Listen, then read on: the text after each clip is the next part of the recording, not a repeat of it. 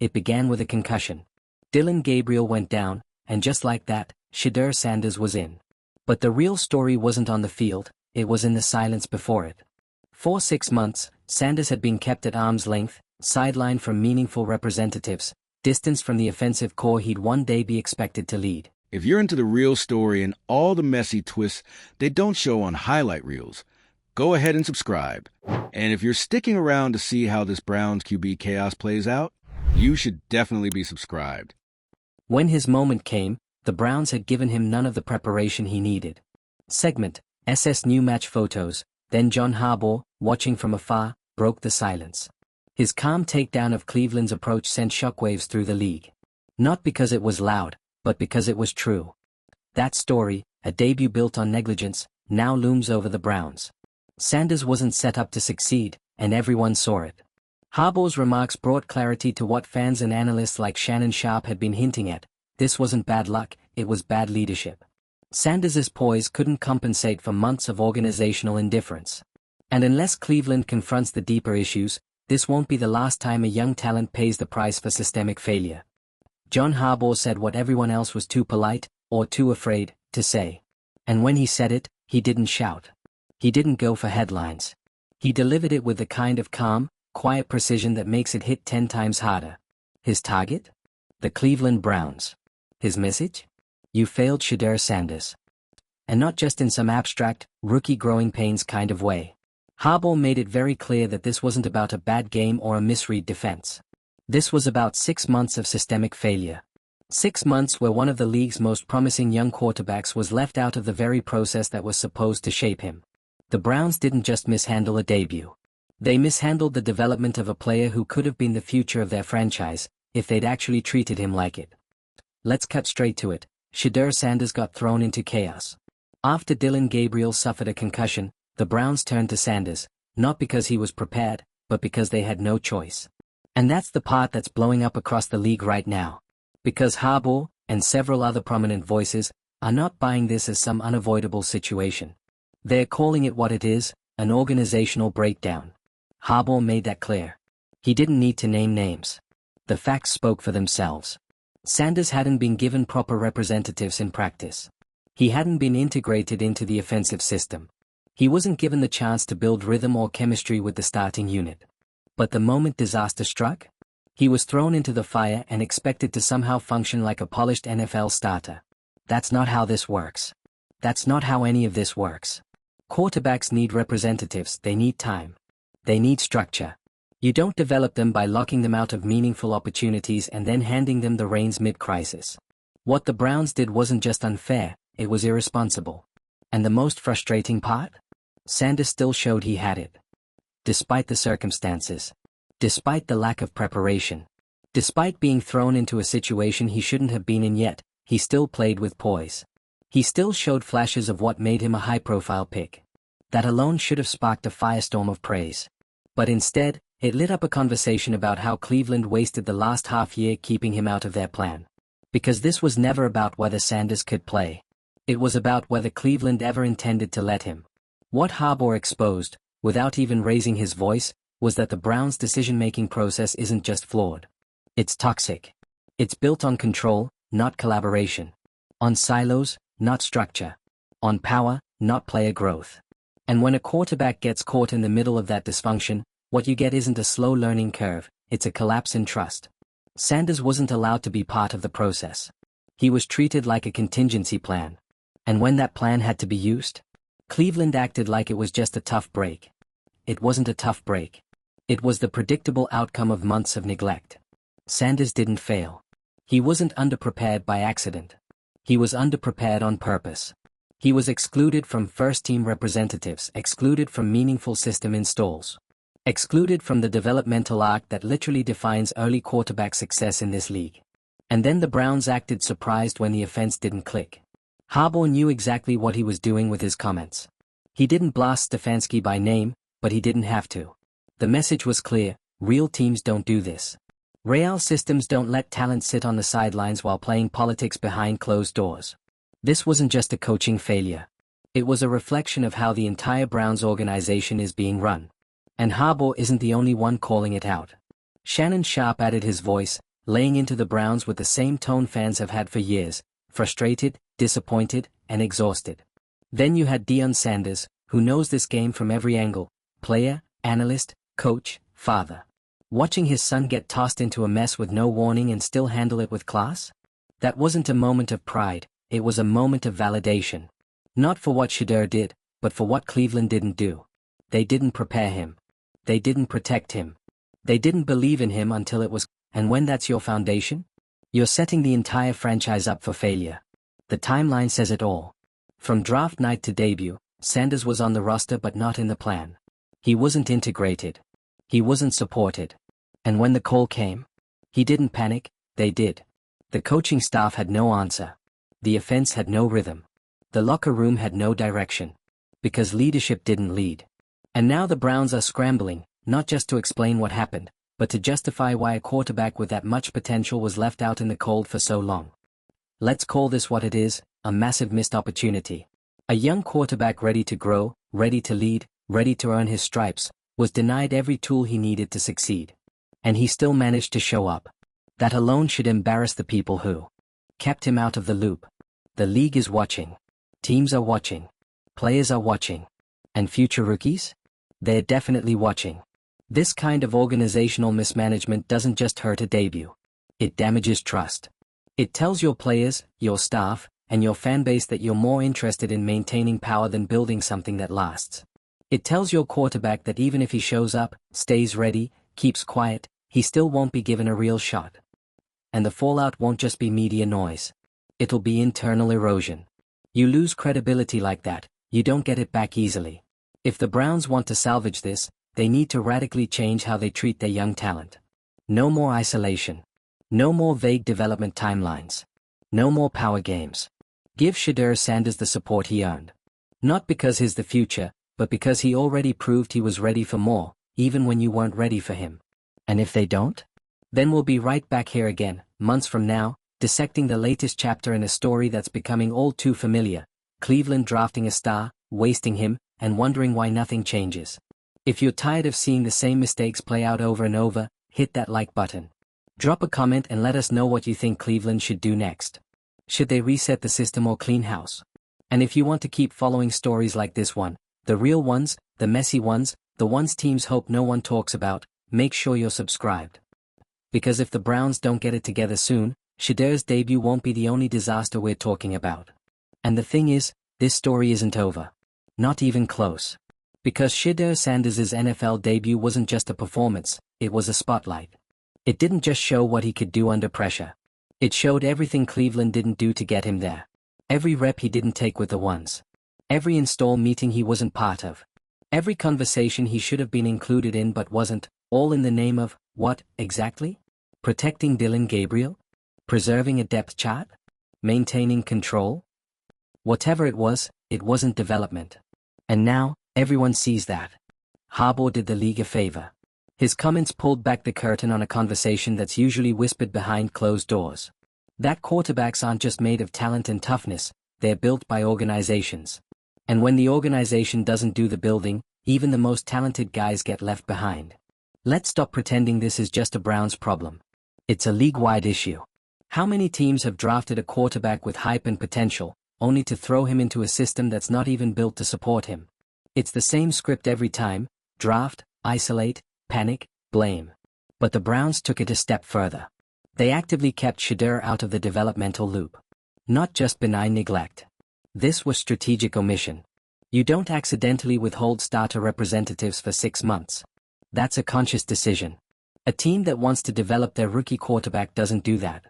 A team that's serious about building a future doesn't do that. A team that understands the stakes of this league doesn't do that. And when Harbaugh called them out, you could feel the ripple effect across the NFL. It wasn't just about Sanders. It was about accountability. Finally, the Cleveland Browns can't hide behind excuses anymore. Not after this. Not after their mishandling got exposed by a respected coach, validated by analysts, and dragged into the daylight by the media, fans, and players alike. This wasn't an injury issue. It wasn't a schedule issue. It wasn't bad luck. It was bad planning. And when your plan is to not develop the rookie quarterback you drafted, you're not managing a team, you're running a PR campaign. And it just collapsed. 1. Let's talk culture, because that's what this all comes down to. Cleveland's internal politics have been quietly infecting their football decisions for years. Coaches fighting for control. Front office pushing conflicting agendas. Decision-making driven by fear, not vision. You don't get systemic issues like this from one mistake. You get it from patterns. And the pattern in Cleveland is clear. Draft the talent, waste the time, wonder why it's not working. Sanders is just the latest name in a long line of quarterbacks stuck in that cycle. But what makes this different is that Shedeur showed up. He walked into the chaos. He didn't crumble. He didn't point fingers. He delivered what he could, with nothing behind him. No real system. No foundation. No preparation. And still, he gave the Browns a chance to save face. But they didn't deserve it. Because if they had done any of the work beforehand, if they had treated him like a real part of the team, like a long-term investment and not a last-resort fill-in, he could have given them more than just flashes of poise. He could have taken control. He could have had rhythm. He could have had command. And we wouldn't be talking about missed representatives and internal dysfunction, we'd be talking about a breakout moment. That's what they stole from him. And it wasn't just a missed opportunity for Sanders, it was a missed opportunity for the entire franchise. This was the moment they could have shifted the narrative. Stayed away from the cycle of maybe next year. Built something sustainable. But instead, they defaulted back to the worst version of themselves. Political. Defensive. Reactive. And the only reason anyone knows the full extent of the damage? Is because Harbaugh said something. And now that it's out there, there's no walking it back. The fans know. The media knows. Other players, other agents, other coaches, they all know. And that's the kind of reputation that sticks. You think the next top-tier QB prospect is going to be excited to get drafted by Cleveland after this? You think veterans in the locker room aren't watching how the team treats its young stars? You think Deion Sanders isn't having real conversations about how his son was handled? This goes deeper than football. This is about trust. About leadership. About whether a franchise is serious about building something or just pretending they are while burning through talent and time. And right now, the Browns look unserious. Their development strategy, if you can even call it that, is reactionary at best. It's clear they had no structured plan for Sanders. And if there was a plan, it was buried under indecision, politics, and control. Great franchises don't operate like that. Look at the ones who get it right. They don't just develop quarterbacks, they build ecosystems around them. They don't throw them in mid-season with no representatives and hope for the best. They build continuity. They plan for worst-case scenarios. They teach. They integrate. They grow. And then there's Cleveland. Still figuring it out on the fly. Still clinging to short-term fixes. Still watching their future unravel because they refuse to course-correct. And here's the part that should really concern Browns fans. If this didn't force change, what will? A public dragging by John Harbaugh. A national conversation about neglect. A high-profile debut turned cautionary tale. If that isn't enough to make the team stop, reassess, and finally do right by Shedeur Sanders, then what is? Because this is the moment. This is the fork in the road. Do you keep doing what you've always done, minimize, deflect, gaslight your way through another failure? Or do you finally take responsibility and fix it? Fix the internal culture. Fix the communication breakdown. Fix the development process. Fix how you treat quarterbacks. Because you can only spin these moments so many times before the damage becomes permanent. Right now, Shedeur is still early in his career. He still has time. But the longer Cleveland continues down this path of dysfunction, the harder it becomes to undo the damage. The longer they delay accountability, the closer they get to losing another quarterback, not because he wasn't good enough, but because they weren't. So where does that leave us? Watching. Waiting. Hoping that the Browns finally get out of their own way. Because Sanders deserves better. The team deserves better. And the fans, who've sat through countless cycles of quarterback disasters, definitely deserve better. But if history is any indication, don't expect change until it's forced. Until more voices like Harbaugh's make it impossible to ignore. Until the league turns its scrutiny into pressure. Until the internal cracks become impossible to hide. And if that's what it takes, so be it. Because no matter how good Shedeur Sanders becomes, and he will be good, he shouldn't have to climb out of a hole his own team dug for him just to prove he belongs. He already proved that. Now it's on Cleveland to prove they won't waste him. So let's just lay it out. This isn't about one rookie debut. This isn't about one injury. This is about a franchise that still doesn't know how to handle a quarterback. And now, with Shedeur Sanders front and center, the Cleveland Browns are running out of places to hide. There's no longer a PR-friendly explanation for what happened. Not after John Harbaugh spoke out. Not after Shannon Sharpe, Deion Sanders, and half the league's analysts weighed in. The message is loud and clear: this isn't an isolated incident, it's systemic mismanagement. You don't keep your rookie quarterback on the sidelines for 6 months, exclude him from the offensive plan, give him 0 meaningful representatives with the starters, and then call it development. You call that what it is: neglect. And when the starting quarterback, Dillon Gabriel, goes down, and the plan turns into panic? That's not adversity. That's the direct result of failing to do the work before the crisis hits. You're not supposed to develop quarterbacks during a disaster. You're supposed to develop them so they can avoid one. And this is the part that makes it even worse: Shedeur Sanders did not crumble. He didn't melt down. He didn't look like he was in over his head. He walked into chaos and handled it better than the people who put him. That alone should have sparked a full reset. Stefanski and the Browns leadership should have walked into that facility the next morning and said, "We got lucky. Let's not make that mistake again." But instead? Business as usual. Excuses. Vague quotes about process and learning opportunities. That's not leadership. That's deflection. What we witnessed wasn't just a missed opportunity, it was proof that the system is broken. Because if a quarterback can step into a situation with no preparation and still look better than your process, that says everything. It says your process isn't real. It says you're not serious about player development. It says your culture is reactive, not proactive. And in today's NFL, that's how you get left behind. Let's be real, other franchises are watching this unfold like a cautionary tale. The Ravens? The Chiefs? The 49ers? They don't operate like this. They don't let internal politics dictate a rookie's future. They build structured, intentional systems. They plan for every scenario. And when they bring in a young quarterback, they don't stash him and cross their fingers. They invest in him. Teach him. Trust him. The Browns? They played keep away with their future. And it backfired, publicly. So what does this mean for Sanders? It means he's now not just playing football, he's playing damage control. Every step forward he takes is through mud the organization dumped at his feet. And it's not just physical, it's psychological. When a quarterback is excluded from the process, it plants doubt. Not just about his place in the system, but about whether the system even wants him. And let's talk about that part, the emotional toll. Because when you spend an entire offseason sidelined from real development, you start to internalize that.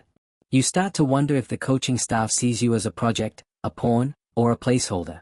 And that doubt? It chips away at confidence, one missed rep at a time. Then, when you're finally called up under the worst possible conditions, every mistake you make reinforces that original doubt. Not because you're not good enough, but because you were never given the foundation to succeed. That's not a player problem. That's a system problem. And now that problem is exposed for everyone to see. Harbaugh made sure of it. And now comes the part where the Browns have to actually respond. Not with statements. Not with more "we believe in Shedeur" soundbites. But with action. If they are serious, and frankly, there's no reason to believe they are until we see it, they need to change the way they're operating from the top down. That means giving Sanders the time, the representatives, the responsibility he should have had from the beginning. It means admitting that what they've been doing up to this point hasn't worked. Not for him, not for the team, not for anyone. Because here's the truth, if they don't change, they will lose him.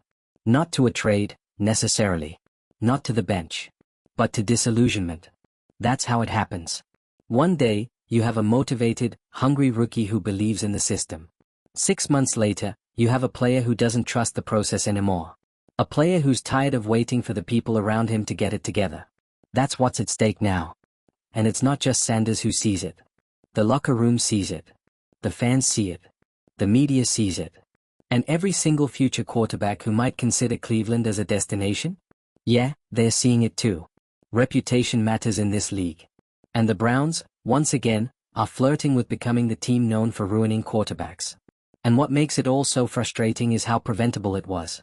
The Browns had the time. They had the resources. They had the quarterback. They just didn't have the humility to let go of their power games and do the work. And now? They're not just playing from behind on the scoreboard, They're playing from behind in culture, in trust, and in leadership. They've got a choice. They can fix it. They can start treating Shedeur Sanders like a quarterback worth building around. They can own the mistakes, restructure the process, and give him the chances already earned. Or they can keep walking the same path that got them here, and watch the future slip through their fingers again. Because if they let this happen again, if they let this young quarterback drown in their dysfunction like they've done so many times before, then it won't just be another lost season. It'll be their legacy. And trust me, John Harbaugh won't be the last person to call them out. He was just the first one honest enough to do it. And as the pressure continues to build in Cleveland, one thing is becoming painfully clear: this isn't going away. Shedeur Sanders' debut wasn't supposed to be a national referendum on quarterback development. But that's exactly what it became. Because when a young player with poise, discipline, and raw talent gets tossed into the deep end with no warning, and still manages to keep his head above water, people start asking the right questions. Questions the Browns don't want to answer. Like, why wasn't he better prepared? Why didn't he have first-team representatives? Why was a player that clearly can operate at an NFL level treated like a second-string afterthought? And most importantly, who made those decisions? Those questions aren't going away. Not now. Not after Harbaugh cracked the seal wide open. His calm but scathing assessment hit the Browns where it hurts, not in the standings, but in the credibility department. You don't get to parade your player development philosophy around the league when you clearly don't have one. Let's not sugarcoat it. What Cleveland did, what they didn't do, could have broken a less resilient quarterback. The only reason we're even talking about a path forward is because Sanders didn't flinch. That's the part that should terrify the Browns' leadership more than anything. He survived the chaos they created. But if they think they can keep getting away with this kind of unstructured, chaotic, seat-of-your-pants management style, they're in for a harsh wake-up call. Because eventually, the quarterback stops covering for you. Eventually, the questions outnumber the answers. Eventually, the trust is gone. Right now, Sanders still has a chance to build something in Cleveland. But that window is closing fast.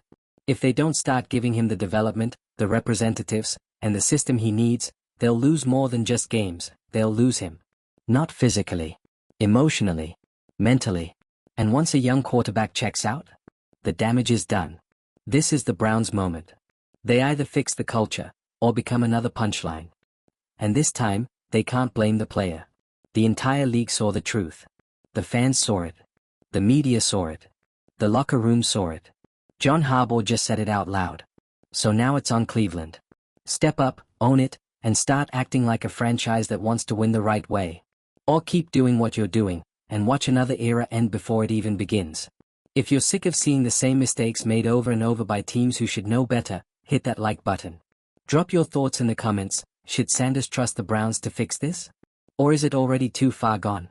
And don't forget to subscribe, because this saga is far from over, and we'll be here every step of the way.